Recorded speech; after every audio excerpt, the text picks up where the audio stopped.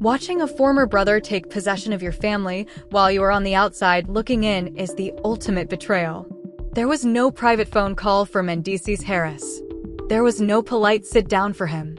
When everyone else did, he found out that Yandy Smith was formally dating Michael, a man who used to sit at his own table. Mendeecees didn't just collapse as Yandy and Michael flaunted their courtship across Aspen, Paris, and Europe. He got to work. It's not a small-scale ex-feud. This is nuclear war right now. Mendeecees hired powerful legal counsel to seek for full custody and actively pursued possibilities to legally label Yandy as an unfit mother since he would not allow his old buddy to take on the role of father. However, Yandy is responding with deadly force. Mendeecees allegedly vanishes for months at a time in response to harsh accusations of complete desertion. She is getting ready to completely erase his legacy and officially change their children's last name from Harris to Smith. A father's whole legacy was at stake, a high-stakes custody dispute was sparked, and a previous brotherhood was destroyed. This is the unvarnished, icy reality of the conflict that is destroying this family. When the people closest to you betray your loyalty, the damage is considerably more severe than any outward public dispute could ever be. You must first understand the particular foundation that existed between Mendeecees and Michael in order to fully appreciate the overwhelming ferocity of the battle presently engulfing Mendeecees Harris and Yandy Smith. Michael was never a distant friend or an unidentified bystander who happened to come into Yandy's life following the breakdown of the marriage. He was a man who was close to Mendeecees, sharing discussions, history, and the unwritten rule of fraternity. In this setting, certain borders are unchangeable and some lines are absolute. A holy covenant of respect is established by sharing bread with a brother. It's more than just going on to move into that same brother's old home and take his position. It is seen as a terrible, deliberate betrayal.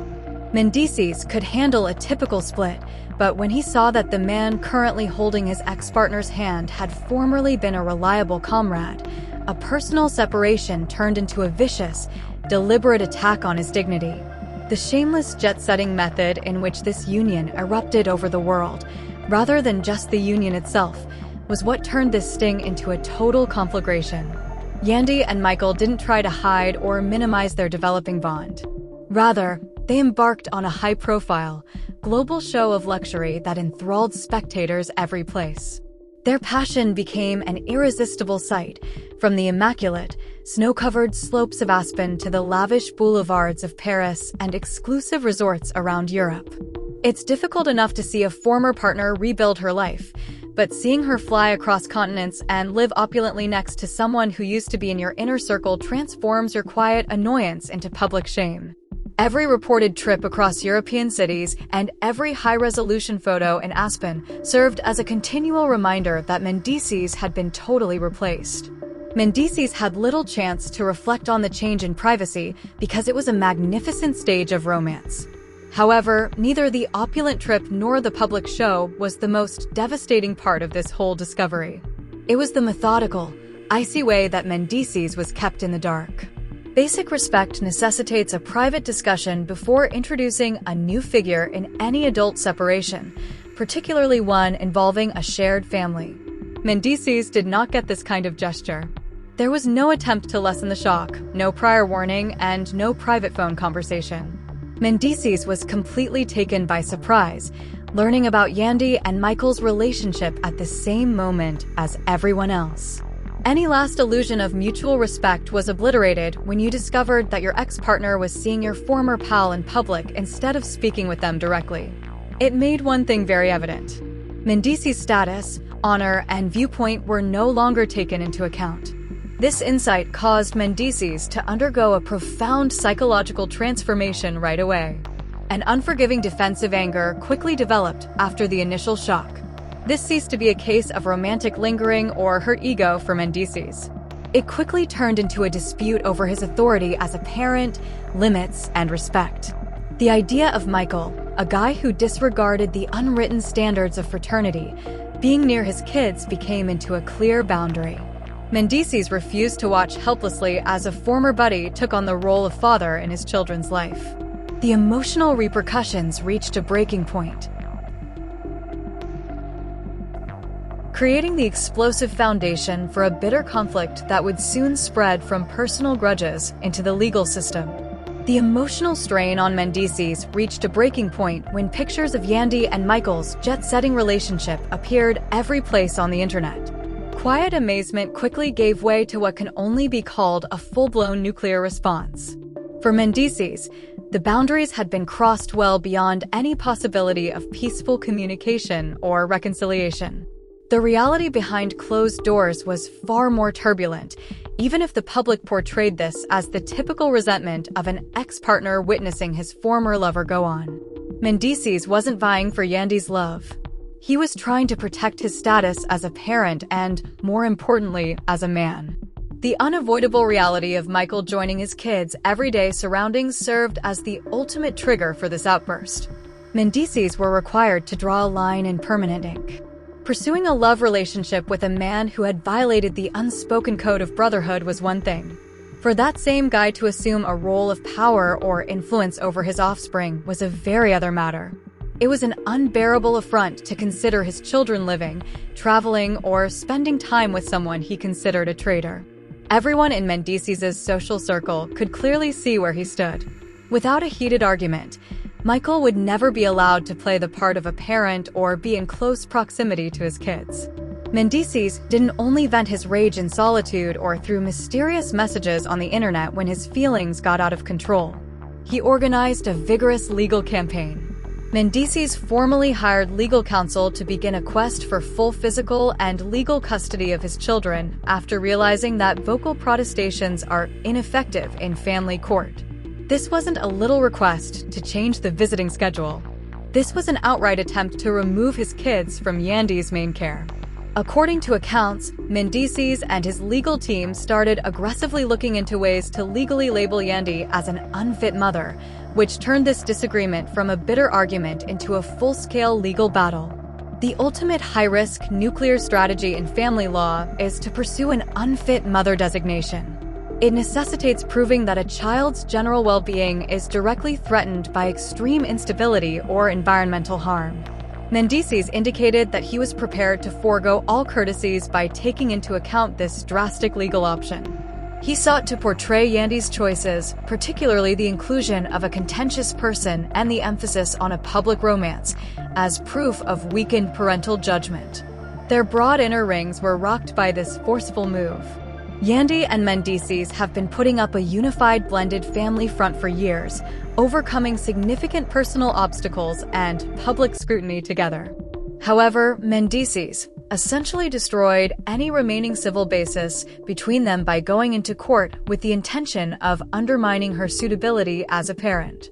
In addition to securing exclusive custody, the court papers were intended to create a legal barrier that would forbid Michael from having any kind of structural presence with the children. The stakes in this judicial battle are quite high.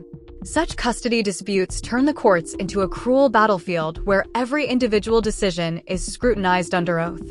The foundation of Mendeecees' legal approach was the vigorous assertion of his parental rights prior to Michael gaining a lasting presence in his children's life. Mendeecees attempted to regain control over a situation that had been fully publicized without his permission by initiating legal action. He intended to make it very evident to Yandy, Michael, and the legal system that he could not compromise on his responsibilities as a parent. And he was ready to defend his parental authority with every legal tool at his disposal. Mendeecees greatly overestimated his former partner if he thought that initiating a legal offensive would compel Yandy Smith into silent cooperation. Yandy refused to let herself be painted as an unsuitable mother or have her reputation undermined by the general public. Yandy responded violently, launching a devastating legal and public counterattack that targeted Mendeecees' own fathering record. Yandy's team presented damaging claims about Mendeecees' real presence, or lack thereof, in his children's everyday life, refusing to acknowledge the notion that her new relationship affected her parenting. Mendeecees' abrupt request for full custody, according to people close to Yandy, is driven more by a bruised ego and a deliberate attempt to reclaim control than by genuine parental concern. According to Yandy's side, Mendeecees has been an absentee father for long stretches of time. They claim that he frequently vanishes for weeks or even months at a time without providing regular communication, financial assistance, or hands-on engagement in the kids' lives. According to Yandy, a parent who disappears for months at a time has no legal or moral right to abruptly appear in court and demand primary custody. Rather than a sincere concern for the children's daily well-being, she sees S. abrupt legal campaign as a blatantly resentful reaction brought on only by her choice to move on with Michael. But exposing claims of parental absence was just the start of Yandy's calculated counterattack. The news that Yandy is allegedly contemplating a move that would permanently change the family dynamic was the most devastating blow in this intensifying conflict. Legally switching the children's last name from Harris to Smith. A father's last name is very important in family law and personal inheritance. It stands for ancestry, identity, and a long-lasting biological bond. It is an act of complete symbolic and legal erasing to remove the name Harris and replace it with Smith. This such action would be the height of contempt for Mendeecees, who has based a large portion of his identity and pride on his ancestry. A clear statement is conveyed to the world by legally altering the children's last name. Mendeecees' legacy is being methodically removed from his children's life, and his position as the head of that home is being formally withdrawn. It is a calculated move intended to demonstrate that Yandy saw herself as the only pillar of the family, so severing Mendeecees from his own children's core identity. This conflict has grown into a full-scale, scorched-earth battle as a result of this dual-pronged retribution, which revealed accusations of absence while attempting to obliterate the family name.